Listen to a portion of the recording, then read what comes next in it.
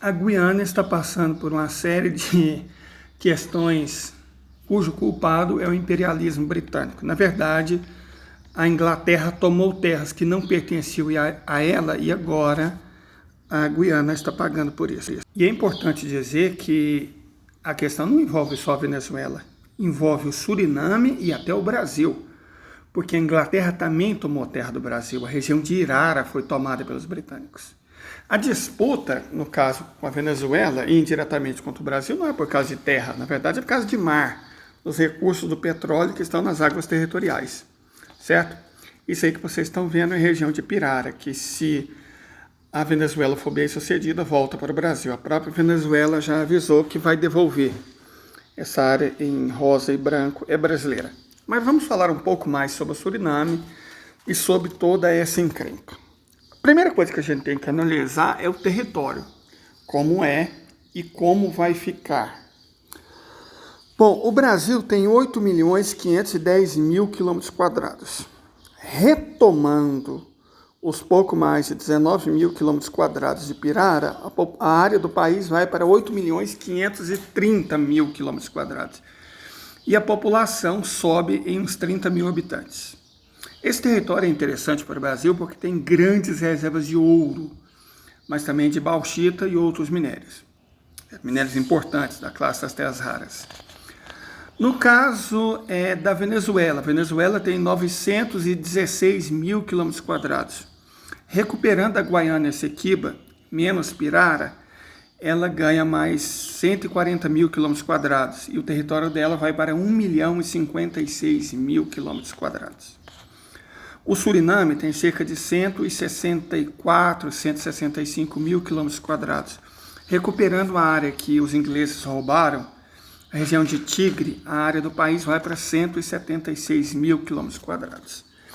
E a Guiana? Bom, a Guiana, sem o que os ingleses roubaram do Brasil, Pirara, roubaram da Venezuela, Guaiana Essequiba e roubaram da Holanda, Tigre, a Guiana parte de 215.000 km², perde 170.000 e fica com apenas 45.000 km². Uma área mais ou menos do tamanho do Espírito Santo ou do estado do Rio de Janeiro. Em termos populacionais, a Venezuela ganha cerca de 170 mil habitantes, o Brasil ganha cerca de 30 mil e o Suriname pouco menos de 4 mil. A população da Guiana cairia dos atuais 800 mil para cerca de 600 mil habitantes. E isso, incrivelmente, não vai fazer uma diferença muito grande para a população em si. Por quê? Porque se a gente acredita nos livros didáticos, o Suriname fala holandês e a Guiana fala inglês. Só que não é assim. Deixa eu explicar para vocês. O Suriname, apenas uma parcela muito pequena da população tem origem de fato holandesa. Certo? A distribuição étnica é a seguinte: nós temos 28% da população de origem indiana, 22% os chamados maruns, são pessoas negras outrora escravizadas, vindas essencialmente do Caribe, principalmente da Jamaica. 16% são crioulos, pessoas misturadas, e 14% são javaneses. Em termos religiosos, metade da população é cristã, 1/5 é hinduísta, 1/6 é muçulmana. Perfeito? No caso do Suriname. Aí vamos lá. Como eu disse, olhando os livros didáticos, a gente aprende que se fala holandês no Suriname, só que não. A principal língua, a língua de contato, é o Serenantongo. O que é Serenantongo? É um crioulo, uma língua crioula de base inglesa. Tem muitas palavras do holandês, palavras indígenas, palavras de idiomas da África Ocidental, mas a base desse crioulo é o inglês. E o interessante é que esse Serenantongo também é falado na Guiana. Então, para os habitantes da região de Tigre, não faria a mínima diferença qual país eles pertencem. Não haveria nenhum drama, correto? Agora vamos ao caso da Guiana. A gente aprendeu que a Guiana é um local onde se fala inglês, só que por conta da constituição étnica do país, não é assim que é mandatório. Deixa eu explicar para vocês. 3/5 da população da Guiana é cristã, 1/4 é hinduísta e cerca de 1/10 é muçulmana. Em termos étnicos, a maior parte da população descende, na verdade, de indianos e grupos menores de africanos e indígenas. Os europeus constituem apenas 0,3% da população da Guiana. E vamos falar a questão que nos importa, a língua. Ok, a língua principal da Guiana é o inglês, mas também se fala hindustani, língua que igualmente é falada no Suriname, fala-se português, fala-se holandês, fala-se serenantongo e fala saramacã, que é outra língua também falada no Suriname, certo? Então, assim, a questão é, os cerca de 140 a 150 mil pessoas que passariam para a Venezuela sofreriam? Não. O espanhol não é um idioma desconhecido naquela região, certo? E a área toda da Guiana Essequibo é muito pouco populosa.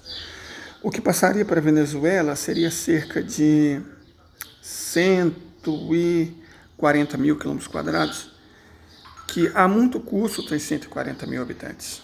Então, um habitante por quilômetro quadrado é uma região escassamente povoada e continuaria sendo escassamente povoada, certo? Entanto que não tem nenhuma cidade de alguma monta. Por incrível que pareça, a maior cidade da Guiana Essequibo, na verdade, fica na região de Pirara. Então, ela passaria para o Brasil. Seria a cidade de Leten, que fica do outro lado da cidade de Normandia e Bonfim.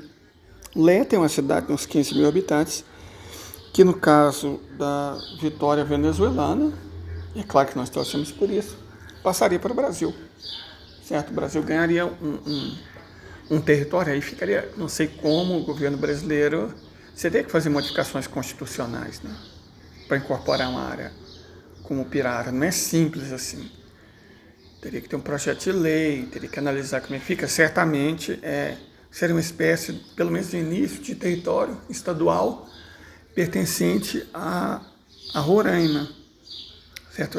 Você poderia fazer um município de Leten, mas é complicado, porque embora muita gente conheça português, não é a língua mais falada, não é um idioma universal.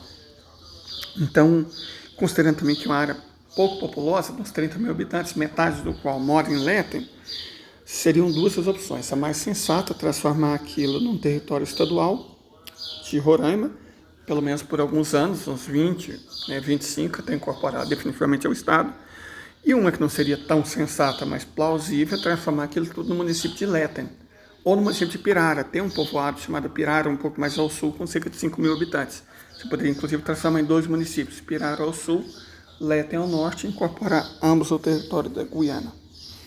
De toda forma, a situação que a Guiana se encontra aconteceu porque ela não quis negociar quando tinha oportunidade para isso, e, na verdade, ela ocupa territórios que os ingleses tomaram à força de uma Venezuela já independente, que eles roubaram de um Brasil já independente, e que eles passaram na mão leve de um império holandês que evidentemente era independente. Os ingleses roubaram esses 3 territórios: Pirara, Guiana Essequibo e Tigre.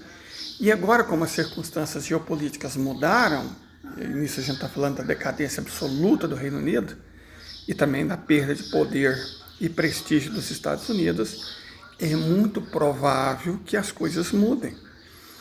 O Maduro escolheu o melhor momento possível para fazer esse referendo e ocupar a Guiana, porque a Europa já está numa guerra extremamente desgastante com a Federação Russa na Ucrânia e, pelo visto, está disposta a ampliar essa guerra, ou seja, vai ser derrotada de maneira definitiva.